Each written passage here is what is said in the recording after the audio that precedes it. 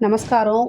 உங்களுக்கு வந்து என்னன்னா, பெண் சாபம், பெண் வழி தோஷம், கன்னியா சாபம் இந்த மாரி ஏதாவது சாப தோஷங்கள் இருக்கு அப்டின்னா, பெண் கண்ணீர் விட்டு அழுத சாபம், இந்த மாரி பல வகையான சாபங்கள்லாம் போக்கணும் அப்டின்னா, இந்த நவராத்திரி காலங்கள்ல இந்த 9 சுமங்கலிக்கு பூஜை பண்ணணும். சுமங்கலி பூஜை, கன்னியா பூஜை அப்டின்னு சொல்றது. இந்த சுமங்கலி பூஜைங்கிறது ஆச்சாரம், அனுஷ்டானம் மிக்க வயதான சுமங்கலியா இருப்பாங்க இல்லையா? அவங்கள வீட்டுக்கு அழைச்சு நீங்க என்ன செய்யணும் அப்டின்னா, அவங்கள அம்மனாவே நெனச்சு பூஜை பண்றது. அதே மாரி கன்னியா பூஜை அப்படின்னா 10 வயதுக்கு உட்பட்ட குழந்தைகள உங்க வீட்டுக்கு அழைச்சு, அவங்களுக்கு விருப்பமான விஷயங்கள செஞ்சு, அவங்கள அம்மனாவே பாவிச்சு, அவங்கள பூஜை பண்ணி, அவங்க கிட்ட இருந்து ஆசீர்வாதம் வாங்கிக்கிறது.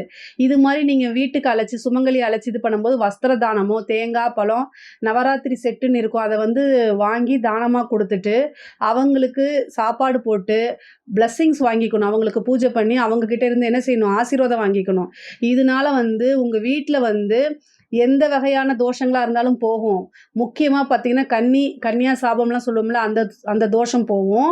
இந்த புத்திர பாக்கியம் குழந்தையே இல்லாம இருக்கு, வம்ச விருத்தி இல்லாம இருக்கிறதுக்குலாம் கன்னியா பூஜை பண்ணுங்க. அது ரொம்ப நல்லது. அதே மாரி மங்களகரமான விஷயங்கள் எதுவுமே வீட்ல நடக்க மாட்டேங்குது. திருமண தடை இருக்கு, இல்ல பெண் வழி சாப தோஷங்கள் இருக்கு அப்படின்னா, அத்தனையுமே விலகிரும். இந்த இதில வந்து பார்த்தீங்கன்னா, உங்க வீட்டுக்கு அழைச்சு பண்ண முடியலன்னா, அம்மன் கோவில் பக்கத்தில இருக்கும். அங்க வந்து கன்னியா பூஜை, சுமங்கலி பூஜைலாம் இந்த நவராத்திரி காலங்கள்ல நடத்துவாங்க. அத கேட்டு அங்க போய் கலந்துக்கங்க. நீங்க உங்க வீட்ல செய்ய முடியலனாலும், அந்த பூஜை செய்யற இடத்துல கலந்துக்கிட்டு ஆசீர்வாதம் வாங்குங்க. அதுவே வந்து உங்களுக்கு பல வகையான தோஷங்கள போக்கும். வீட்ல சுபிக்ஷமா இருக்க முடியும்.